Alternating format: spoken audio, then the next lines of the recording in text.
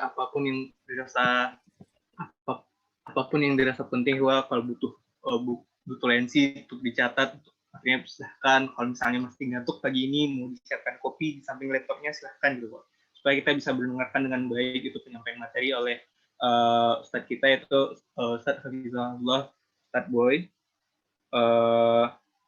Dan dengan tema kita hari ini itu korelasi antara ibadah, amanah, dan takwa. Pada Ustadz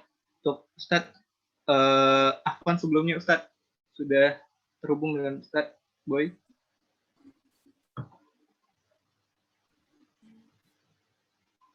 Sudah, Ustadz? Assalamualaikum Ustadz. Waalaikumsalam warahmatullahi wabarakatuh. Oke, gimana kabarnya pagi ini Ustadz? Alhamdulillah, baik. Alhamdulillah. Semoga Ustadz dan keluarga dalam keadaan yang baik-baik dengan keadaan baik dan dijaga oleh Allah SWT. Amin. Amin. Ya. Kepada Ustadz, kami persilahkan untuk menyampaikan materinya tentang korelasi antara ibadah, amanah, dan takwa. Pada Ustadz, tafadhol masykur. Ya, baiklah. Bismillahirrahmanirrahim. Assalamualaikum warahmatullahi wabarakatuh. Waalaikumsalam warahmatullahi wabarakatuh. Alhamdulillahirabbil alamin. Wassalatu wassalamu ala asyrafil anbiya'i wal mursalin wa ala alihi wa ashabihi rasulillahi ajma'in. Asyhadu an la ilaha illallah wa asyhadu anna Muhammadan abduhu wa rasuluhu la nabiyya ba'dah. Allahumma rabbi shrah li sadri wa yassir li amri wahlul 'uqdatan min lisani yafqahu qawli. Allah Ta'ala fil Qur'an Karim, a'udzu billahi minasy syaithanir rajim. Bismillahirrahmanirrahim. Ya ayyuhalladzina amanu la takhunullaha wa rasulahu wa la takhunu amanatikum in kuntum ta'lamun. Wa qala ta'ala innallaha ya'murukum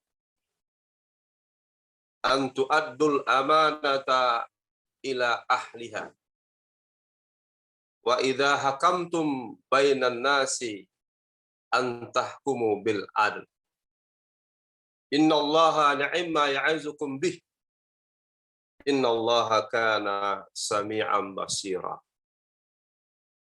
Wa qala ta'ala walladzina hum li amanatihim wa ahdihim ra'un walladzina hum bi syahadatihim qa'imun walladzina hum ila salatihim yuhafizun ulaika fi jannatin mukramun.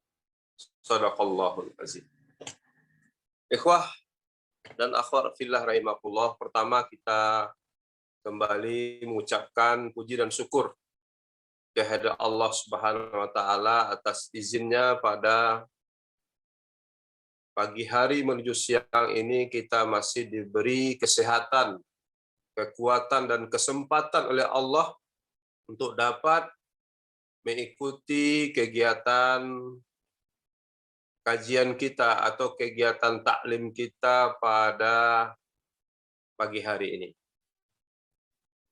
Kemudian salawat dan salam mari kita sampaikan kepada Nabi kita, Nabi Muhammad Sallallahu Alaihi Wasallam.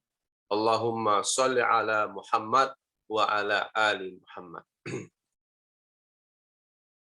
Sesuai dengan tema yang kita bahas pada kesempatan ini, yaitu hubungan antara ibadah, amanah, dan ketakwaan. Jadi ada 3 kata kunci di dalam materi kita ini, yaitu ibadah, kemudian amanah, dan takwa. Pertama kita lihat dulu tentang ibadah. Ya.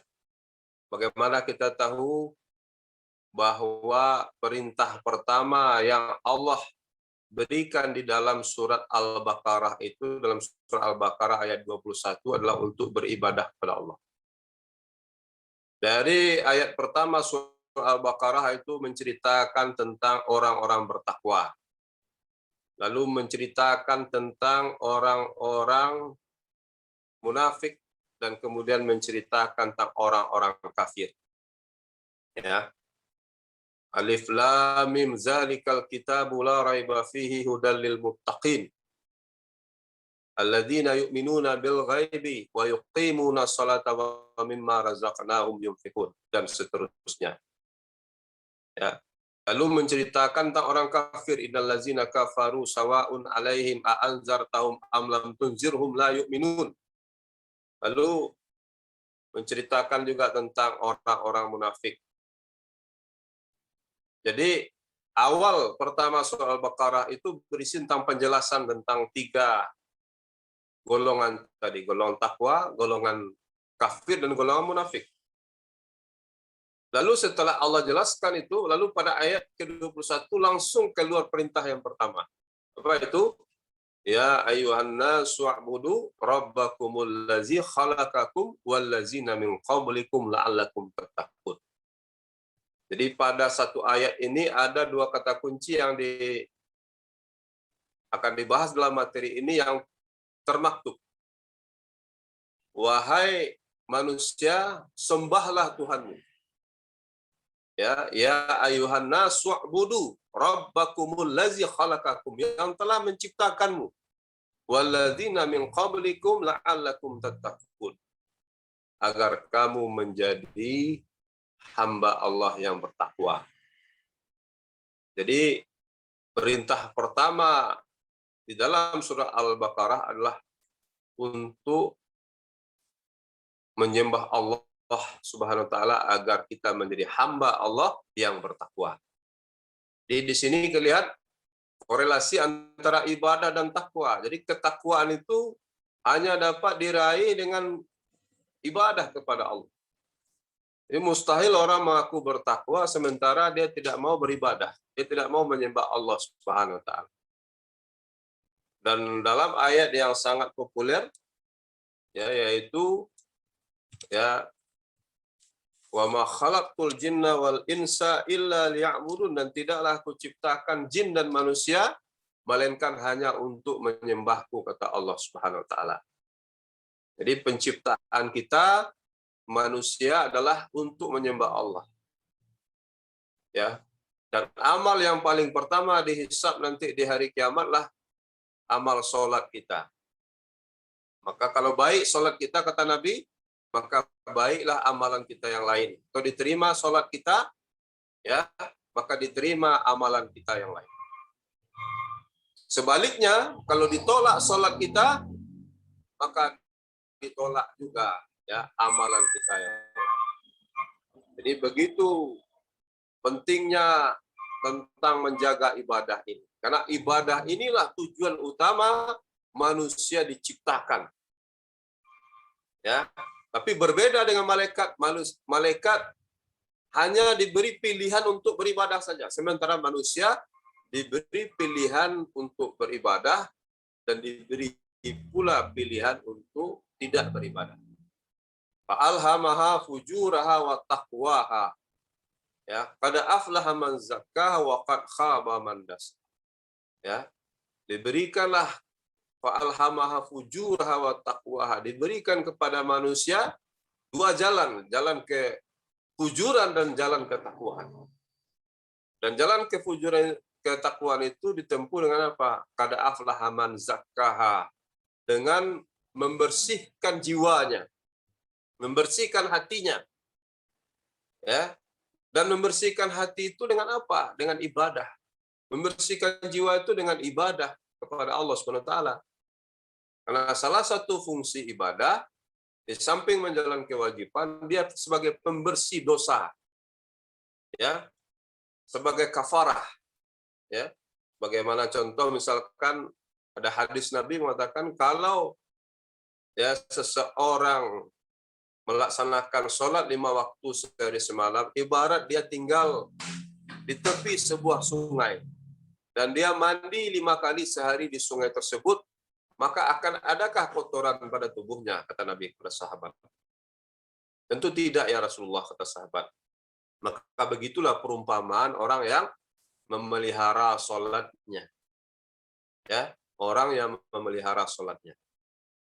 Nah, jadi ini tentang ibadah, bahwa ibadah itu pembersih ya hati atau mensucikan jiwa. Karena aflaha man zakaha, agar manusia kalau jiwa suci bersih, maka dia akan mencapai derajat takwa tadi. Ya. Dan kemudian juga zakat. Ya, dia juga berfungsi sebagai pembersih dari harta kita, dari yang kita makan kalau ada yang kotor, ada yang syubhat dan segala macam. Puasa, dia juga penghapus dosa, dia pembersih hati, pembersih jiwa. Ya, haji dan umroh juga seperti itu. Al umratu ilal umrati kafaratu lima bainahuma. Al hajjul mabrur laisa lahu jazaa'u ilal jannah.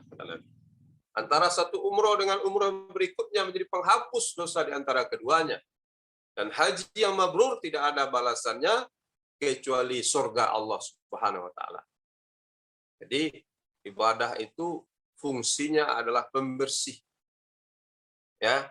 Dan kata Rasulullah SAW dalam hadis yang lain, salah satu pembersih hati yang paling utama itu selain ibadah adalah tilawah. Ya.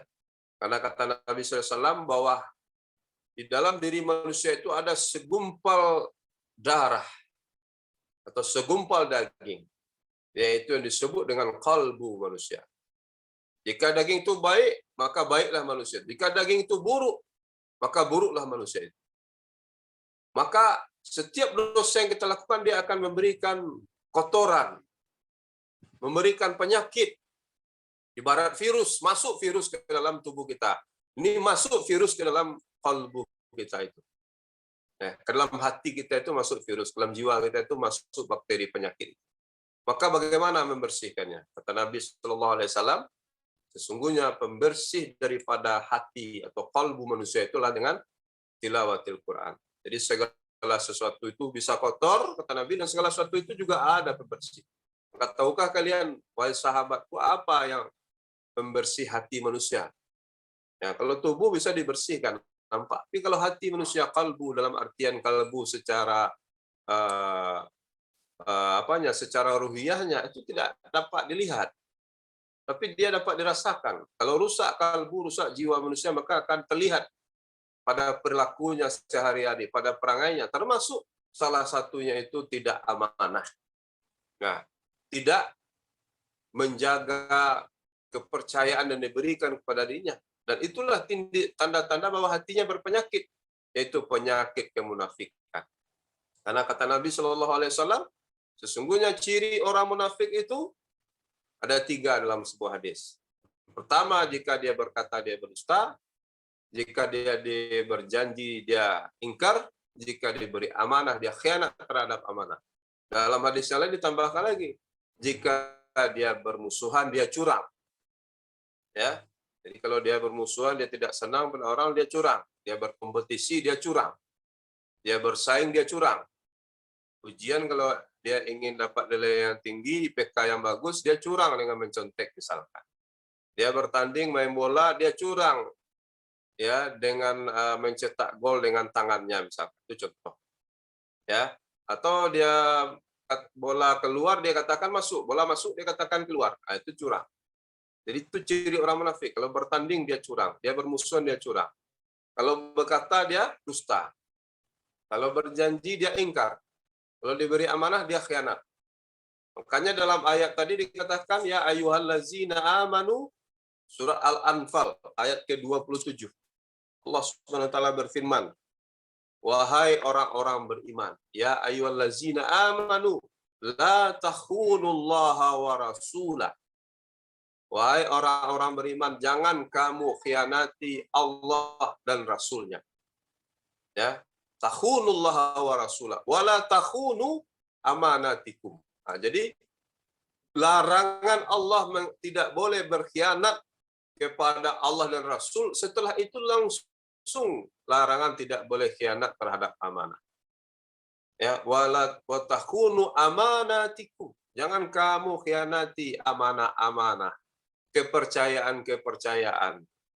ya, yang ditumpangkan kepadamu, yang diberikan oleh manusia kepadamu, tugas-tugas, jabatan-jabatan padamu. Karena jabatan manusia yang pertama dunia ini adalah menjadi khalifah. Wa iz qala rabbuka lil malaikati inni ja'ilun fil ardi khalifah. Sungguhnya Allah berfirman kepada para malaikat bahwa dia akan menjadikan khalifah di muka bumi ini, yaitu manusia. Ya. Nah, dan ternyata manusia itu punya sifat ya, yaitu suka berbuat kerusakan dan suka menumpahkan darah ya, dan kemudian zaluman jahula, dia zalim dan kadang-kadang dia bodoh. Inna aradnal amanati 'ala samawati wal ardi wal jibali fa abaina ay yahmilnaha wa ashfaqna minha wa hamalahal insan innahu kana zaluman jahula. Sesungguhnya Allah ingin memberikan amanah itu kepada langit, kepada bumi, dan kepada gunung-gunung, dan mereka tidak mau menerima amanah karena mereka tidak sanggup menerima amanah tersebut. Wa hamalhal insan, dan amanah itu dipikul oleh manusia. Innahu kana zaluman jahula. Dan sesungguhnya manusia itu zalim dan jahil. Jadi ada sifat manusia itu berbuat kezaliman, ya, menganiaya orang lain, dan jahil, dia bodoh kadang, dia tidak mau belajar, dia tidak mau menuntut ilmu agama, dia tidak mau ya belajar ilmu, karena pada hakikatnya ilmu agama, ilmu dunia, ilmu pengetahuan itu juga dasarnya dari Allah. Ya, ilmu pengetahuan dunia ini juga ilmu sains, dan itu berguna bagi umat Islam. Ya, kita lihat bagaimana hari ini orang-orang Yahudi, kenapa mereka bisa menguasai dunia? Orang-orang Nasrani, orang-orang kafir menguasai dunia. Kenapa? Mereka menguasai ilmu pengetahuan dan teknologi. Ketika mereka kuasai ilmu pengetahuan dan teknologi, jadilah mereka kaum yang kuat. Mereka kuasai ekonomi, mereka kuasai kekayaan, mereka kuasai politik. Dan dulu kita lihat juga umat Islam, mulai dari semenjak zaman Rasulullah SAW sampai Khalifah Ar-Rasyidin, Khulafaur Rasyidin, yaitu dari Khalifah Abu Bakar As-Siddiq radhiyallahu anhu, dari Umar bin Khattab radhiyallahu anhu, Utsman bin Affan radhiyallahu anhu, kemudian dari Ali bin Abi Thalib radhiyallahu anhu, sampai seterusnya Bani Umayyah, dimulai dari Muawiyah bin Abu Sufyan, lalu Bani Abbasiyah, ya, dari Abbas As-Saffah, dan sampai ya hampir 100 tahun Bani Umayyah berkuasa, 84 tahun tepatnya. Dari tahun 48 Hijriah sampai 132 Hijriah. Lalu kemudian setelah itu dilanjutkan oleh Bani Abbasiyah, 540 tahun Bani Abbasiyah berkuasa. Dan itu kekuasaan Islam ya sampai ke 2/3 dunia. Ya, 2/3 dunia di Afrika, lalu Asia, sampai masuk benua Eropa, termasuk di Kurtubah atau di Cordoba di Spanyol, kita tahu hari ini, sampai ke Portugal. Itu dikuasai oleh Islam, oleh Bani Umayyah. Ya. Jadi kita lihat bagaimana ya Islam berkuasa. Itu salah satu dengan kekuatan. Ya, kekuatan iman, dan kemudian kekuatan kemampuan skill yang ada pada waktu itu, kemampuan kaum muslimin untuk berperang melawan orang-orang kafir. Dan hari ini orang-orang kafir mereka bisa lebih kuat. Kenapa? Karena mereka menguasai teknologinya, mereka menguasai skillnya, dibuat oleh para ilmuwannya. Ya, mereka membuat senjata-senjata, ya, membuat bahkan membuat bom dan segala macamnya, ya, membuat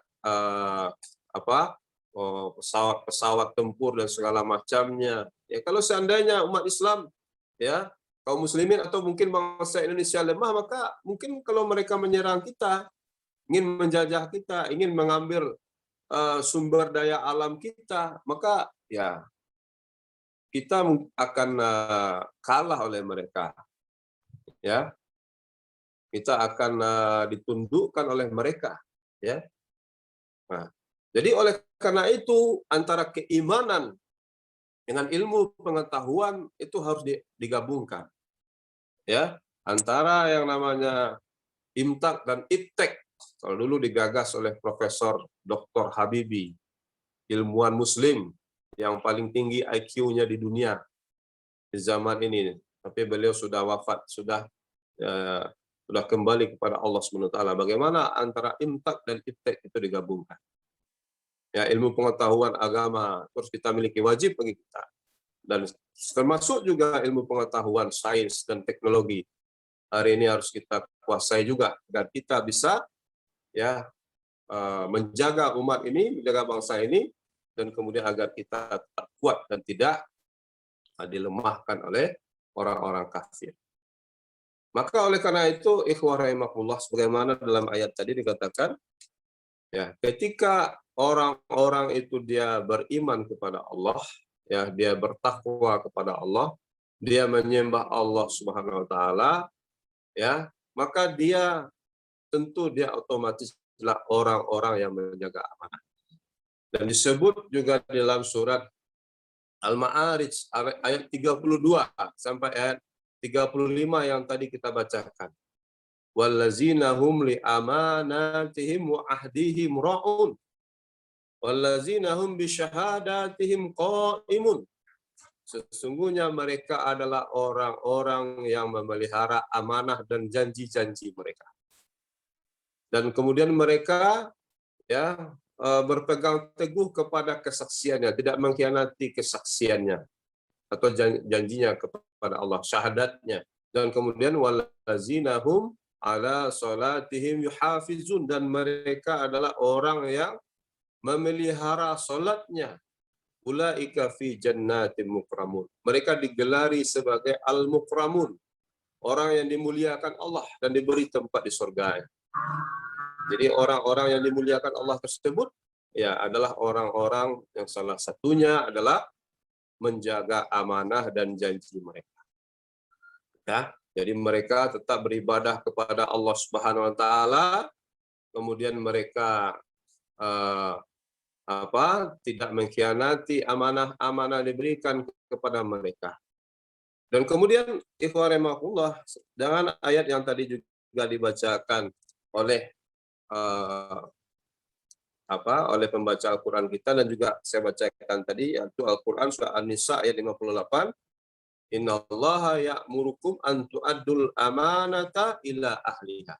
Sesungguhnya Allah memerintahkan kepada kamu ya untuk memberikan amanah kepada ila ahliha, kepada orang yang ahli di bidangnya. Ya, jadi memberi amanah itu kepada ila ahliha. Ya. Kemudian juga wa iza hakamtum bainan nasi antahkumu bil adl. Dan jika kamu memutuskan suatu perkara di antara manusia, dan putuskanlah perkara itu dengan adil. Jadi antara amanah dan adil itu adalah sesuatu yang tidak bisa dilepaskan. Jadi bagaimana kita bersifat amanah, dan amanah itu harus diberikan kepada ahlinya. Ya, jangan diberikan amanah itu kepada orang yang tidak ahli atau dia tidak memiliki kemampuan di bidang itu. Dan Nabi SAW katakan apa? Ketika ada orang bertanya kepada Rasulullah tentang ciri-ciri hari kiamat, maka beliau mengatakan, ya, yang ditanya tidak lebih tahu dibandingkan yang bertanya. Tetapi ciri-cirinya apa? Salah satunya kata Nabi, ketika urusan diserahkan bukan kepada ahlinya, maka itulah ya tanda-tanda atau tunggulah kehancuran. Jadi tanda-tanda hari kiamat itu, menjelang kiamat itu, ketika banyak orang-orang yang tidak amanah itu menjadi pemimpin. Ya, jadi menjelang hari kiamat nanti kata Nabi SAW, ya, Allah mencabut ilmu dengan mewafatkan ulama, ya, dan kemudian sehingga tinggallah orang-orang yang tidak berilmu, orang-orang yang bodoh, dan muncullah kaum Ruwaibidah kata Nabi, ya. Kaum Ruwaibidah itu adalah kaum yang mereka ya itu ya tidak memiliki keahlian, orang-orang bodoh yang berbicara tentang urusan umat, yang memegang urusan umat, orang-orang tidak berilmu, tapi mereka memegang urusan-urusan umat, ya, orang-orang tidak amanah, ya, mereka memegang urusan-urusan penting, ya. Dan kita lihat hari ini bagaimana, ya, pemimpin-pemimpin yang muncul, kadang-kadang pemimpin-pemimpin yang tidak amanah, tidak ahli, banyak pemimpin yang korupsi, banyak pemimpin yang mengabaikan amanah yang hanya untuk kepentingan dirinya sendiri, kelompoknya dan golongannya. Ya, bagaimana ketika dia memimpin itu mulai dari harta, jabatan, termasuk gelar pun kadang-kadang ya istilahnya dia berikan. Ya, dapat gelar-gelar ini segala macam, ya kan. Nah, itu sesuatu yang kemudian kita lihat ya hanya untuk dunia atau hanya untuk kepentingan pribadi, bukan untuk kepentingan orang-orang yang dipimpinnya. Kemudian ikhwah rahimakumullah, ya, Nabi Shallallahu Alaihi Wasallam katakan bahwa nanti di hari kiamat orang-orang yang khianat terhadap amanah akan diberi tanda, dia akan diberi bendera di ekornya ini. Jadi di tulang ekornya itu akan tumbuh bendera, ya. Dan semakin banyak amanah dia abaikan, maka akan semakin tinggi benderanya. Jadi orang sedunia, orang akan tahu bahwa inilah orang-orang yang dahulu ketika di dunia dia tidak menjalankan amanah tanggung jawab. Jadi ada amanah dari Allah Subhanahu wa taala untuk kita beribadah kepadanya, ada amanah untuk menuntut ilmu, ada amanah dari orang tua kita, ya, ada amanah dakwah yang tidak boleh kita abaikan, ya, ada amanah untuk, ya, kita mungkin dipercaya, ya, memegang harta, ya, dan kemudian memegang pangkat, memegang jabatan, ada amanah keluarga nanti kalau seandainya kita sudah berkeluarga misalkan, ya, istri dan anak-anak, atau bagi perempuan untuk anak-anaknya, kemudian harta suaminya, kehormatan suaminya, bagaimana dia menjaga. Ya, nanti orang tua akan ditanya tentang anaknya. Nah, dan setiap harta itu akan ditanya nanti kemana, dari mana diperoleh dan kemana dibelanjakan. Makanya kata Nabi SAW, orang-orang yang kaya, orang banyak harta, dia paling akhir bisa masuk surga. Kenapa? Akan semakin banyak pertanyaan, akan dihisap satu persatu hartanya. Sementara orang-orang yang mungkin di dunia diuji dia dengan kemiskinan, ya tentu cepat saja dia masuk surga, karena hisapnya sebentar. Jadi makin banyak, bermiliar-miliar, bertriliun harta kita, misalkan, ya, kalau ada yang bercita-cita atau seandainya nanti ada yang jadi orang kaya, jadi konglomerat, ya, maka ya bersiap-siaplah nanti makin lama hisab di yaumil kiamah. Ya, jadi orang-orang beriman ya tentu bagi mereka ya harta itu digunakan untuk berbuat baik di jalan Allah Subhanahu wa taala, untuk kebaikan. Kata Nabi, sesungguhnya harta itu tidak berbahaya bagi orang bertakwa.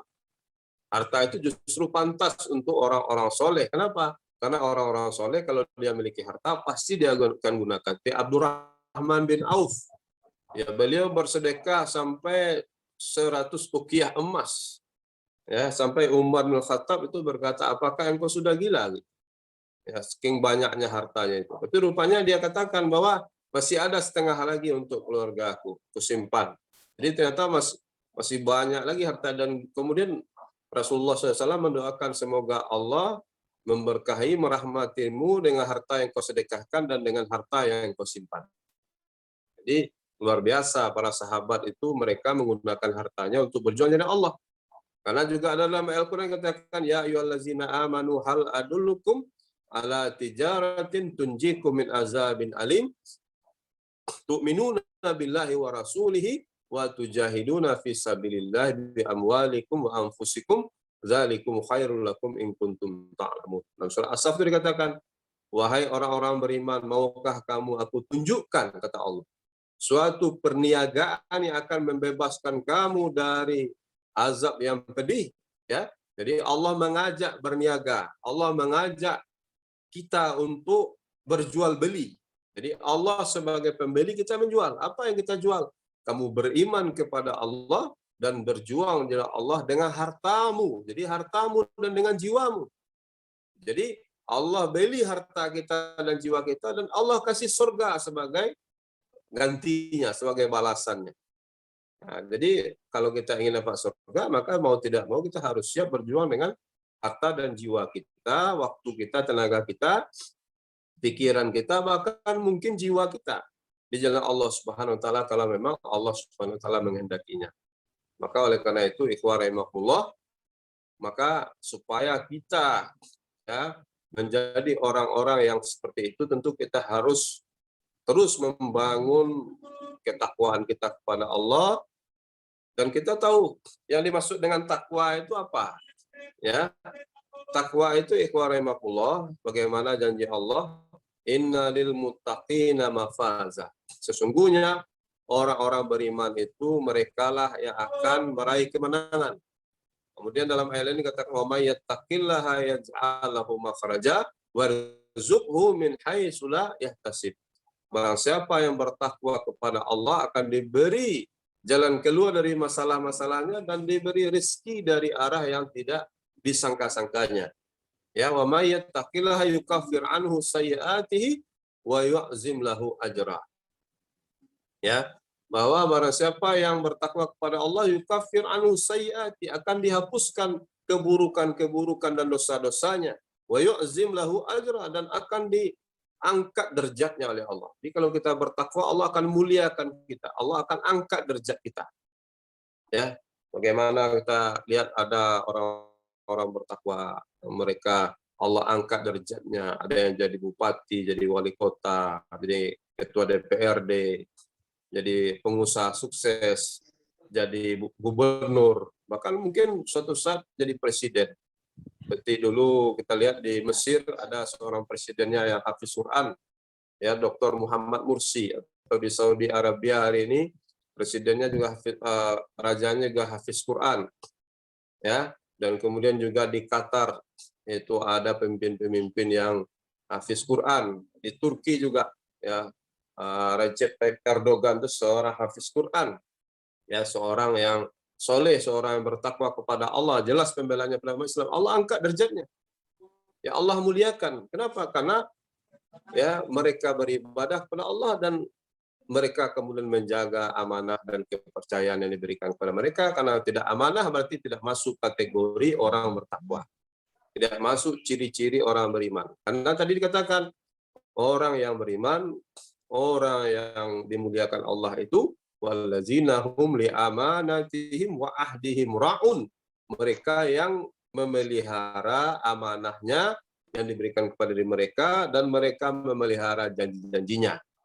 Mereka memelihara salatnya, ulaika fi jannatin mukramun. Mereka lah akan mendapat surga dan mereka lah adalah orang-orang yang dikatakan sebagai orang dimuliakan, al-mukramun, ya.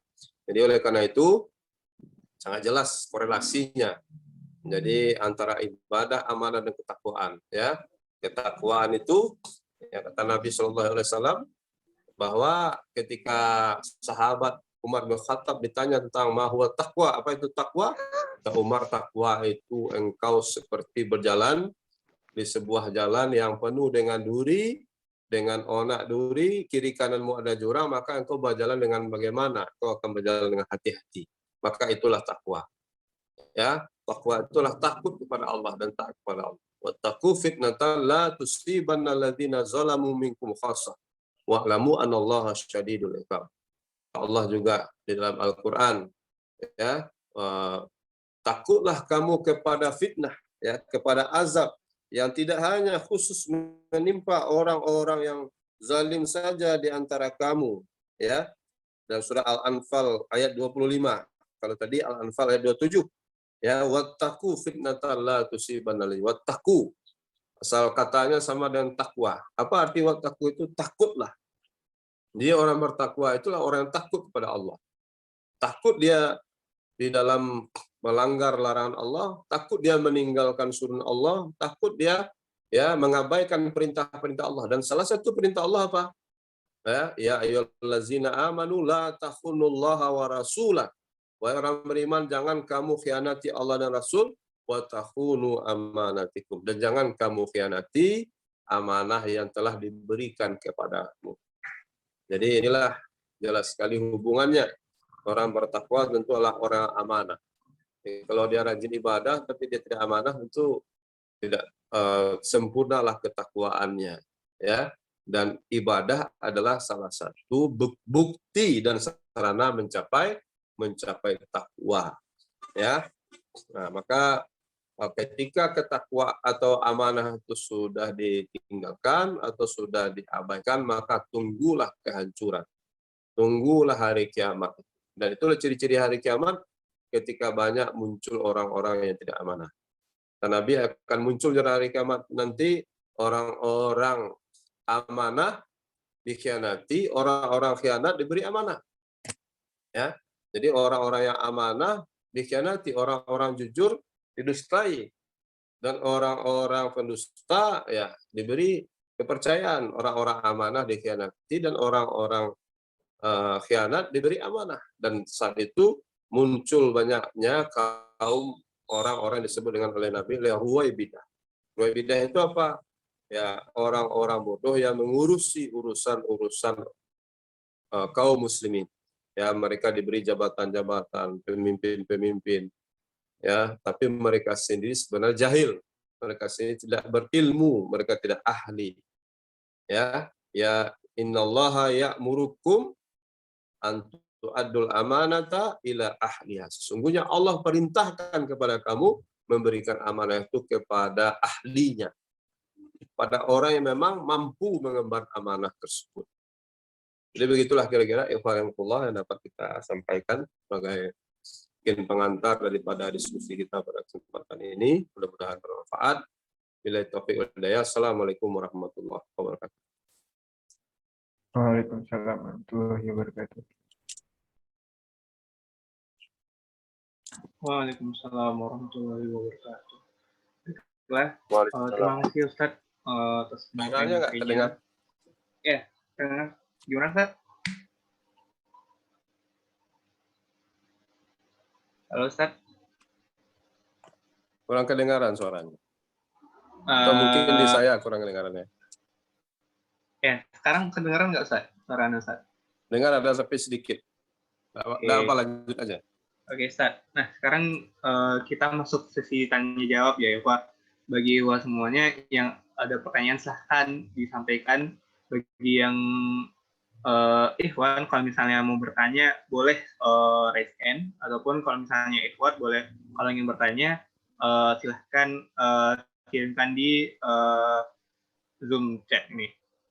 Baiklah, ini Ustadz, ada satu pertanyaan Ustadz dari hamba Allah. Assalamualaikum warahmatullahi wabarakatuh, Ustadz. Ana izin bertanya, Ustadz. Sebagai seorang mahasiswa, ada juga tanggung jawab sebagai seorang mahasiswa ataupun mahasiswi, juga ada tanggung jawab dalam bidang akademik, Ustadz. Bagaimana tips dari Ustadz agar kami tetap amanah dalam dakwah di kampus ini, Ustadz? Dan apakah dari Ustadz dahulunya ada trik dan tips dalam menyikapi hal ini, Ustadz? Syukran, jazakumullah, Ustadz. Sampai pertanyaan Ustadz. Iya, kedengaran ya. Jadi antara amanah di bidang akademik ya dengan amanah dakwah ya. Begitu ya. Oke, langsung dijawab. Ya, boleh langsung dijawab, Ustadz. Oke, baik, langsung dijawab aja ya biar jelas satu persatu. Jadi kita tahu dan harus paham bahwa keduanya antara amanah dakwah dengan amanah menuntut ilmu itu kedua-duanya harus disejalankan, bukan dibenturkan. Ya, makanya kita memang dituntut menjadi seorang hamba Allah yang memang bagaimana kata Syekh Said Qutb, seandainya diumpamakan waktu, maka waktu itu tidak akan mencukupi bagi kita untuk menjalankan amanah. Artinya memang sebenarnya amanah itu tanggung jawab itu banyak, tinggal bagaimana kita mengatur waktunya. Ya, dan kalau seandainya amanah itu diletakkan di punggung, maka itu akan bisa mematahkan punggung kita. Ya, dalam artian begitu beratnya sebagai tanggung jawab. Cuman bagi sebagian orang itu tidak dirasakan. Kenapa? Karena dia memang tidak ada menjalankan amanah. Dan amanah dakwah itu kewajiban kita. Berdakwah itu kewajiban, ya, bagi setiap Muslim. Jadi berdakwah itu bukan hanya tanggung jawab para ustadz, para dai, tapi setiap Muslim itu harus berdakwah. Ya, sebagaimana kata Allah, kalau tidak ingin menjadi kaum yang merugi, kaum yang celaka, ya. Wal asri innal insana lafi khusr illa alladziina aamanu wa 'amilus shalihati wa tawassaw bil haqq wa tawassaw bis sabr. Demi waktu, kata Allah bersumpah, ya, sesungguhnya semua manusia itu celaka atau merugi kecuali mereka yang beriman, beramal soleh, dan saling menasihati dalam kebenaran dan kesabaran. Menasihati itu adalah dakwah. Ad-dinu nasihat. Agama itu nasihat. Dakwah itu apa? Ajakan ud'u ilallah bil hikmah wal mau'izatil hasanah hatta yakfuru littagut wa yu'minuna billah. Itu pengertian dakwah. Ud'u itu apa? Mengajak manusia kepada Allah Subhanahu wa taala dengan hikmah, dengan ilmu, ya, dengan ilmu, dan kemudian mau'izah hasanah, dan dengan apa? Dengan cara yang terbaik. Jadi mengajak itu dengan caranya, dengan tekniknya, dengan waktunya, ya. Kemudian wajadilhum billati hiya hasan, kalau seandainya berbeda pendapat, maka berbeda pendapatlah dengan sebaik-baiknya. Ya, hatta yakfuru littagut, sampai manusia itu, ya, mengingkari tagut atau meninggalkan tagut, ya, meninggalkan keburukan-keburukan, wa yu'minuna billah, dan mereka beriman kepada Allah Subhanahu wa taala. Itulah dakwah. Itu kewajiban dan pahalanya sangat besar. Kata Nabi sallallahu alaihi wasallam, satu orang yang engkau dakwahi lalu kemudian karena perantaramu dia mendapat hidayah, maka lebih baik daripada dunia dan segala isinya. Nah, jadi oleh karena itu rugilah orang yang tidak mau berdakwah. Ini antara amanah dakwah, mengisi mentoring, berdakwah, kemudian mengelola lembaga organisasi dakwah, bagaimana organisasi itu bisa maju berkembang, makin banyak orang terekrut, makin banyak orang yang mendapat hidayah. Karena dakwah itu sarana hidayah, ya. Organisasi itu sarana dakwah, dan dakwah itu adalah perantara hidayah manusia dengan Allah Subhanahu wa taala. Maka itu pahalanya sangat besar, lebih baik, dalam hadis lain lebih baik daripada terbit dan tenggelamnya matahari, kata Nabi Shallallahu alaihi wasallam. Bahkan semut-semut yang ada di sarangnya, ikan-ikan yang ada di laut, coba kita bisa hitung enggak kira-kira berapa banyak semut ada di sarang dan ikan ada di laut. Mustahil kita bisa menghitung. Maka semuanya mendoakan orang yang berdakwah. Mendoakan orang yang berjuang di jalan Allah Subhanahu wa taala. Bayangkan itu. Ya, orang yang menuntut ilmu dan mengajarkan ilmu di jalan Allah Subhanahu wa taala. Maka tidak boleh dibenturkan. Jadi banyak orang yang membenturkan. Jadi kenapa dia bisa terbentur? Karena kita belum pandai memanage-nya dengan baik. Banyak kejadian, ya, ikhwah akhwat yang memang dia tetap aktif berdakwah sementara akademiknya juga tak tinggi. Kan kita aktif berdakwah itu tidak 24 jam. Kan ada waktu-waktunya. Waktu kuliah kita kuliah, waktu belajar kita belajar, waktu kita berdakwah kita berdakwah. Tapi kalau seandainya nanti bertemu antara ujian dan kegiatan dakwah, tentu kita memilih di sini namanya fikih prioritas. Jadi harus belajar kita fikih prioritas. Karena yang namanya akademik itu seperti kita katakan tadi, Syekh Al-Qaradawi mengatakan salah satu jihad umat Islam hari inilah jihad ilmu pengetahuan dan teknologi. Kalau kita bisa menguasai ilmu pengetahuan teknologi, maka kita juga bisa menyaingi atau kemudian mengalahkan orang-orang kafir. Contoh hari ini teknologi Zoom ini saja. Siapa yang punya? Orang kafir punya. Ya kan? Kita berdakwah via YouTube. Siapa yang punya YouTube itu? Kita mencari materi dakwah via Google. Siapa yang punya Google itu? Siapa? Kita berdakwah melalui sosial media, melalui WA, melalui Facebook, melalui Instagram. Siapa yang punya? Orang kafir yang membuat. Maka harusnya umat Islam berpikir sesaat mereka juga membuat. Kita lihat bagaimana para pejuang Palestina ketika mereka diserang oleh Israel, dibom segala macam. Mereka belajar pula teknologi. Mereka buat pula balasan kepada Israel. Sehingga apa? Orang Israel tidak lagi menyerang mereka. Sudah berpikir, sudah mulai takut. Hingga mereka tidak lagi ditindas dan dizalimi seperti dahulu lagi. Jadi kalau kita kuat, orang lain akan segan. Tapi kalau kita lemah, kita akan ditindas. Jadi umat Islam tidak boleh lemah. Maka kekuatan umat Islam ini dibangkitkan dengan apa? kekuatan imannya, takwanya, amanahnya, dan kekuatan pengetahuannya. Maka menuntut ilmu juga suatu kewajiban bagi kita hari ini. Ya kan? Kalau umat Islam kuat ekonominya, kuat ilmunya, cerdas pikirannya, maka orang-orang kafir juga akan segan kepada umat Islam. Tidak akan lagi seperti buih di lautan. Ya, maka kenapa Nabi SAW mendoakan salah satu di antara dua Umar masuk Islam, Umar bin Khattab dan Amr bin Hisham. Kenapa? Karena dua orang ini orang paling kuat dan disegani, ditakuti di kota Mekah. Tapi Allah SWT memilih Umar bin Khattab masuk Islam. Maka sejak Umar masuk Islam, dakwah mulai berani terang-terangan. Kalau dulu dakwah sembunyi-sembunyi. Umar ketika orang Rasulullah SAW hijrah dan para sahabat hijrah kan sembunyi-sembunyi. Umar ketika hijrah dia terus terang. Dia pergi ke atas bukit yang ada di samping Ka'bah itu Jabal Abu Qubais. Lalu dia umumkan, wahai orang kafir Quraisy, sesungguhnya saya akan ikut hijrah bersama Nabi Muhammad SAW.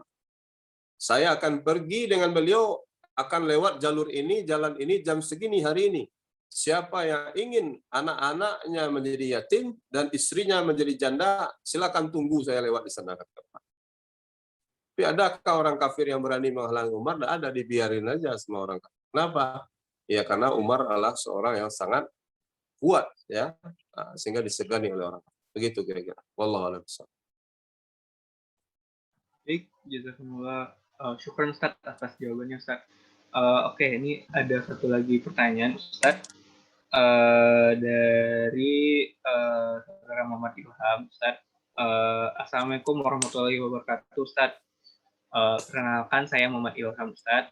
Mohon maaf tidak bisa lengkap sebelumnya karena kalangan. Insya Allah.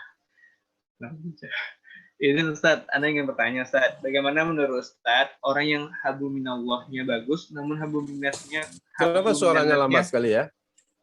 Tidak terdengar suaranya. Sekarang kedengaran Ustaz? Maaf bagi ikhwah yang lain dengar nggak suara moderator? Jelas ya? Jelas, Ustaz. Oh ya, berarti mungkin di HP saya nih yang lagi bermasalah. Mohon maaf, coba saya dengar dekat-dekat lah telinga saya ke ini, ke HP. Ya. Nah, sekarang kedengaran nggak, Ustaz? Kalau dengar sedikit halus, tapi tidak apa-apa, dengar. Oke. Nah, coba lusaran-sarana, Ustaz. Oke, izin bertanya, Ustaz. Bagaimana menurut Ustaz orang yang hablum minallahnya bagus, namun hablum minannasnya kurang bagus, Ustaz? Apakah itu mempengaruhi takwa dan keimanan seseorang?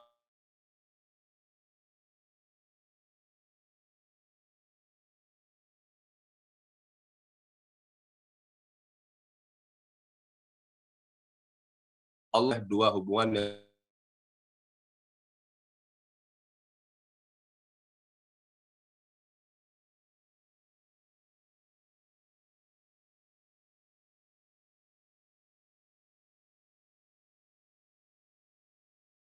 para sahabat-sahabatnya. Maka Nabi katakan, al-muslim akhul muslim la yazlimuhu wa la yuslimu.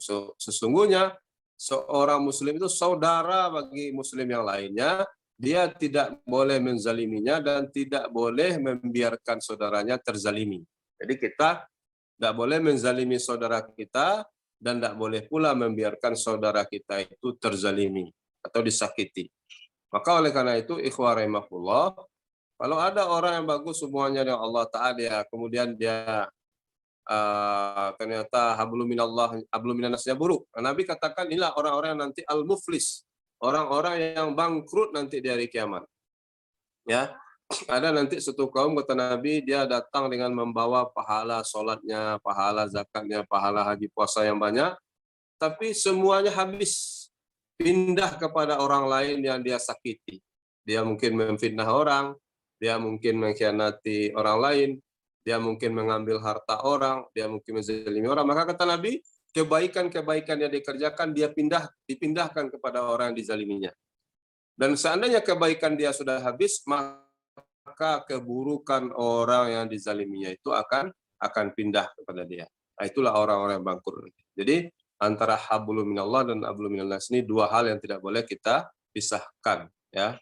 Begitu kira-kira. Wallahu a'lam bishawab. Baik, syukuran Ustadz atas jawabannya.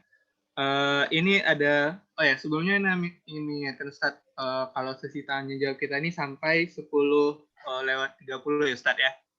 Jam berapa? 10:30 Ustadz. Oke. Sesi tanya jawabnya ini Ustadz.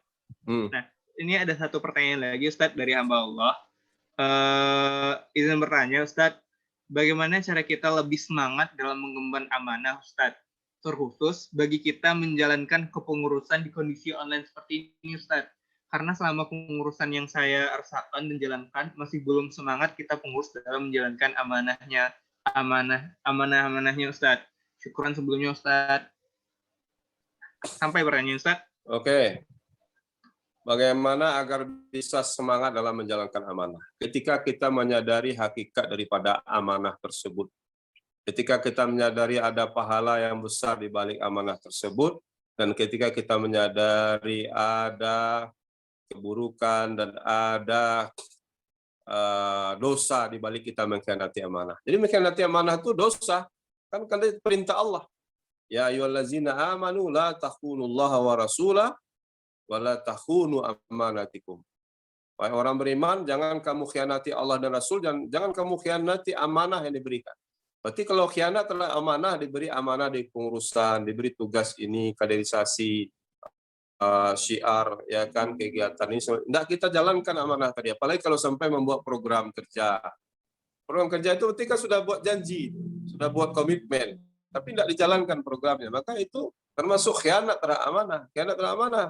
Kita khawatir kita termasuk ciri-ciri orang munafik, dan kita khawatir berdosa. Jadi dosa itu bukan hanya berbuat maksiat, bukannya berzina, mencuri, segala macam, durhaka pada orang tua, syirik. Ya, mengkhianati amanah juga termasuk dosa. Dan tadi kan Allah sudah janjikan dan Rasul sudah sampaikan dalam hadis, orang yang mengkhianati amanah nanti akan dipermalukan di hari kiamat. Dari ekornya ini akan tumbuh bendera nanti.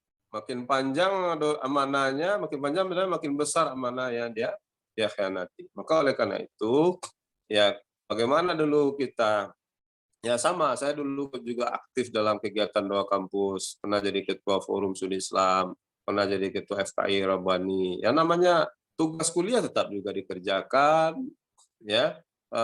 Kemudian belajar masuk kuliah juga dikerjakan, ya. Tapi amanah dakwah itu juga dikerjakan. Kenapa? Pada waktu itu menyadari memang, ya mungkin di zaman dulu belum ada Android, gadget segala macam seperti sekarang ini, yang memang membuat kita kadang-kadang lalai dalam ibadah, kadang-kadang lalai dalam amanah, kadang-kadang timbul juga sifat individualistis. Sudah bersama kita dengan ikhwah, bukan kita berdiskusi, bukan kita dialog, bertukar pikiran, tapi bahkan asik megang gadgetnya masing-masing. Ya, bahkan ke masjid pun pergi ke masjid masih bawa gadget juga. Orang zikir kita megang HP gitu kan. Ini kan sesuatu, kita lihat HP kita lihat status, kita lihat ini. Jadi ini salah satu penyakit yang kalau harus kita kendalikan. Jangan sampai kita istilahnya terjangkit penyakit seperti itu. Jadi makanya dulu ketika kita ini, ya kita fokuskan waktu kita dengan membaca buku-buku Islam, kita belajar, kita rajin ikut pengajian, dan kita merasakan bahwa dapat hidayah bergabung bersama barisan dakwah, ikut tarbiyah, ikut taklim, ikut kajian-kajian keislaman, itu merubah diri kita. Ya, terasa betul bahwa memang hidayah itu begitu indah, ya begitu mahalnya, sehingga dengan itu kita punya semangat untuk juga menebarkan hidayah itu di organisasi dakwah ataupun kegiatan-kegiatan dakwah kampus, jadi mentor, ngisi kultum dulu di masjid, ya diberi amanah, kita punya semangat. Kenapa? Karena kita sadar bahwa hidayah itu memang sangat mahal, ya, dan hidayah itu bisa lepas dari diri kita, dan kita kemudian bisa menjalankannya dengan sebaik-baiknya. Jadi memang ada kesadaran dan ada hidayah, kemudian ada kepahaman kita terhadap amanah tersebut yang diberikan kepada kita. Kalau kita paham mengkhianati amanah itu dosa, ya, kita paham bahwa menjalankan amanah itu pahala, yang besar dari Allah, apalagi itu amanah dakwah, ya. Karena kalau kita tidak berdakwah, kita orang celaka, orang merugi, ya. Nah, maka oleh karena itu kita berusaha untuk sungguh-sungguh dalam menjalankan amanah. Ini yang harus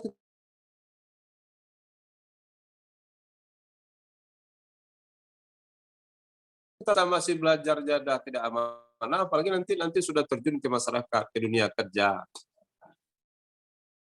Maka akan rawan kita berpotensi untuk jadi orang-orang yang korupsi waktu, korupsi tenaga, ya, korupsi amanah, ya, dan kemudian ya tidak dapat dipercaya. Jadi kalau yang kecil-kecil, dosa-dosa kecil sudah terbiasa lakukan, nanti lama-lama bisa jadi dosa besar.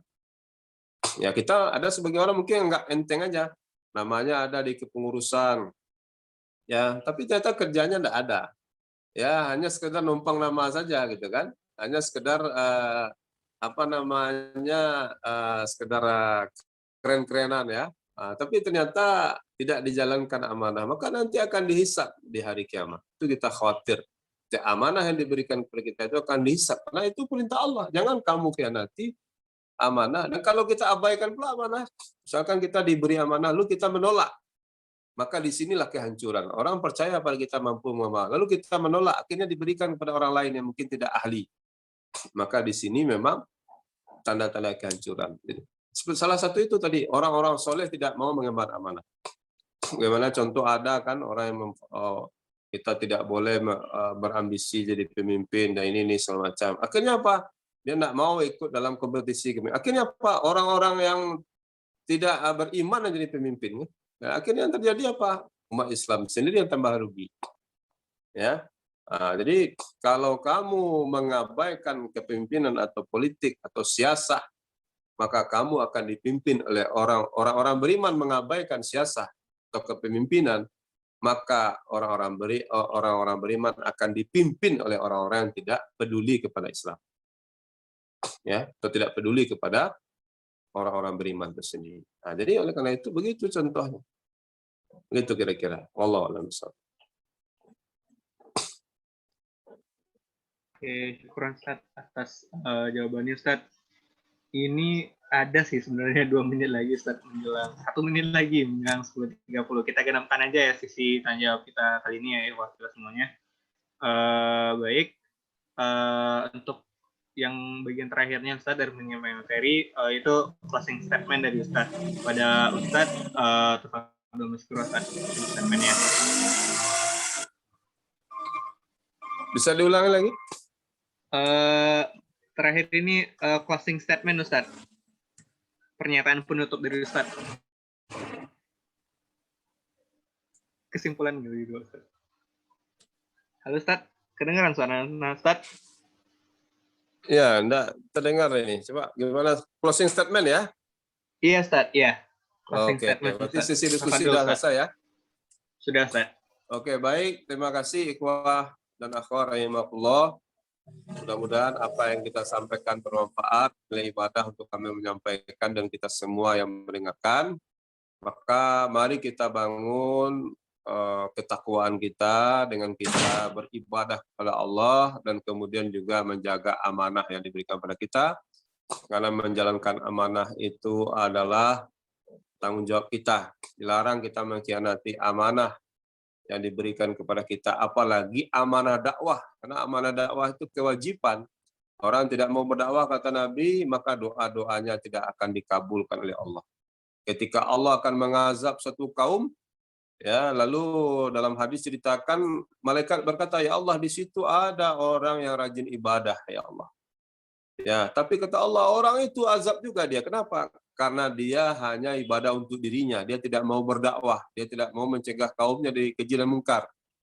Ya, padahal sebenarnya kalau kita berdakwah, selagi ada orang yang berdakwah, maka Allah akan mencegah kaum tersebut daripada azab atau murkanya. Ya, jadi di sini pentingnya dakwah itu, ya, dan dakwah itu adalah kerjanya, tugasnya para rasul, dan kita meneruskan risalah para rasul itu dengan kita berdakwah, kita aktif menjalankan amanah dakwah, kita mengajak orang kepada kebaikan, mencegah kemungkaran. Karena kita sadar bahwa hidup kita bukan hanya untuk dunia ini, hidup kita nanti adalah di akhirat yang sebenarnya perjalanan kita panjang jauh, harus bawa bekal sebanyak-banyaknya, dan kita harus mau mempersiapkan diri kita agar kita bergabung bersama barisan Rasulullah SAW dan para sahabat. Dan barang siapa ingin bergabung bersama Rasulullah, maka dia harus ya menghidupkan sunnah-sunnah Rasulullah. Kata Nabi SAW, ya, man ahya sunnati faqad ahabbani wa man ahabbani kana ma'iya fil jannah. Barang siapa menghidupkan sunnahku berarti dia mencintaiku, dan siapa yang mencintaiku akan bersama denganku di surga. Dan salah satu sunnah Rasulullah itu berdakwah, ya.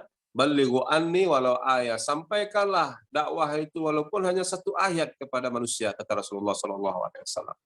Maka tugas kita melanjutkan risalah dakwah ini, ya, dan Allah menjanjikan pahala yang besar oleh usaha kita, perjuangan kita, yang menjadi sarana atau perantara hidayah, maka itu lebih baik daripada dunia dan segala isinya.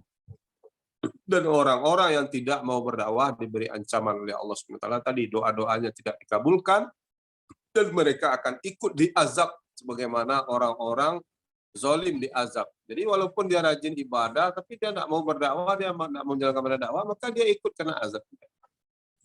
Ya, nah, maka itulah ikhwanillah, mudah-mudahan bermanfaat. Bila taufiq hidayah, subhanakallahumma bihamdika, asyhadu an la ilaha illa anta, astaghfiruka wa atubu ilaik.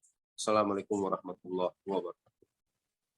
Waalaikumsalam warahmatullahi wabarakatuh. Ustaz, syukron jazakumullah Ustaz atas penyampaian materinya. Pada Ustaz, sudah kami persilahkan Ustaz untuk boleh untuk meninggalkan Zoom kali ini Ustaz. Terima kasih atas banyak ilmunya Ustaz. Sehat-sehat Ustaz. Semoga Ustaz dan keluarga dilindungi oleh Allah, dirahmati oleh Allah gitu Ustaz. Baiklah, Baik, kita semuanya. izin meninggalkan Zoom meeting ya. Assalamualaikum warahmatullahi wabarakatuh. Waalaikumsalam warahmatullahi wabarakatuh. Oke. Baiklah ya semuanya, untuk acara selanjutnya itu dokumentasi. Ya Allah, jalan. Baiklah, acara selanjutnya itu dokumentasi. Kepada penanggung jawab untuk dokumentasi, silahkan diambil alih.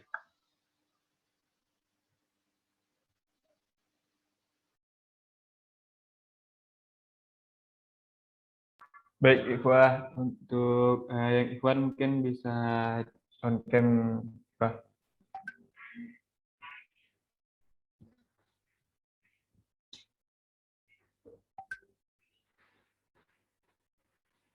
Baru sedikit yang on cam, Ikhwah. Mungkin yang bisa on cam tolong hidupkan kamera, Ikhwah.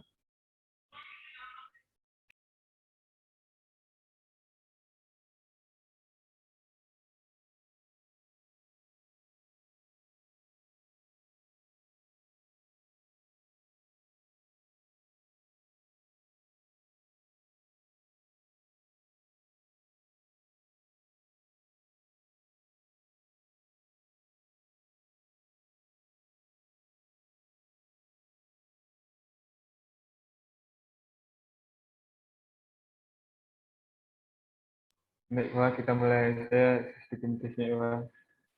1, 2, 3. Ikhwah. 1, 2, 3.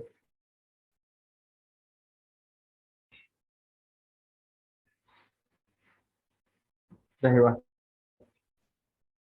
Kembalikan bit. Baik, syukran udah. Baiklah ya semuanya. Acara selanjutnya itu kita masuk sesi games ya Pak. Setelah kita gitu ya upgrading, kita mau cooling down dulu gitu Pak. Cooling down, kita mengikuti games. Game kita kali ini itu Gartix. Gartix mungkin nanti dijelaskan ya di masing-masing breakout rooms antara yang Akhwat dengan Akhwat, Ikhwan dengan